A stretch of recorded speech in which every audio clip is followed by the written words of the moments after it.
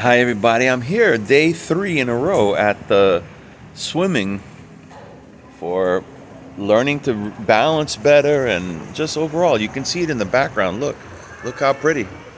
And my taxes go to pay for this. I just thank God that, what's odd is that when I had 2 feet, was not taking advantage of amenities such as exercising regularly.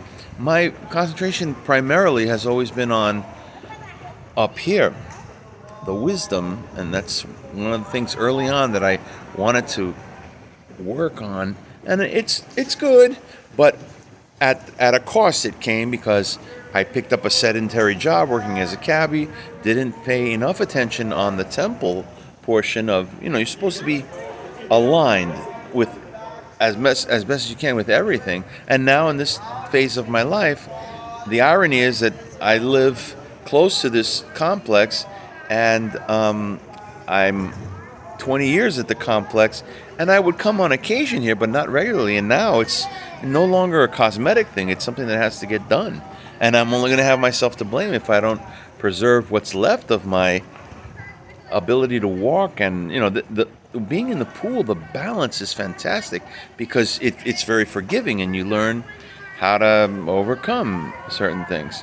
What else to tell you? This video will be part of a devotional that's going to examine the astonishment, emotional content shown by Jesus Christ when all of a sudden, and being that he's God, he must have been well aware, but he did it more for as a almost like a dramatic moment, a panoply. I think that's the right word. When he turned around and he goes, "Who just touched me?" And in other words, drew energy from me, my garment. And it was a lady who was so caught off guard by his awareness of what had happened that she might have gotten herself a little embarrassed and squeamish or nervous. And he said to her, "Well, you didn't even." Essentially, I'm totally paraphrasing here, but Jesus kind of said, "We're not giving out signature energy imprint, just to any random people, to random people." And she goes, "But yes, but even the dogs eat at the table of the master." And he was astonished. Tales to astonish. I recall, I'm using a comic book reference for you nerds and geeks out there. I can recall a moment in a video game, computer game, called Bookworm Tales, no, not Bookworm Adventures, and he would utter the wormwood, depending upon what word you created. It was like a cross between Tetris and Scrabble, and the worm would say, "Astonishing!" Astonishing!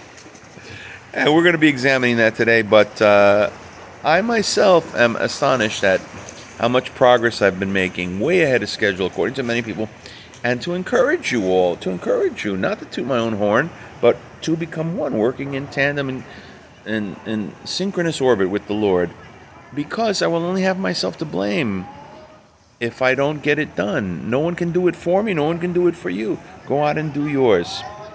We'll see you. Go pour through the materials. Pipeline laser ray gun. Here they are. .tumblr.com. Pause that. Word.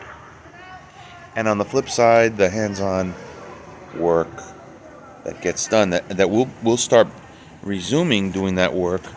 This is going to be a little bit of a turbulent month, as I introduced it earlier in the week. There's a repainting the interior of the digs of the bat cave, and it involves moving a bunch of stuff around and taking stuff down off walls. Imagine me I'm going to get help, obviously, because I can't climb ladders and what have you. But it's going to be quite a journey. It's going to be difficult. Your prayers, your fevered prayers, are solicited, because you know what's going to happen. The enemy is going to just try to disrupt and cause all kinds of chaos. Thank God that right now I have a caseworker that helps me with this mountain of paperwork, an avalanche of paperwork that has come through the pike, for me to be just discouraged about it and not want to push onward and upward. Onward and upward, amen? See you tomorrow.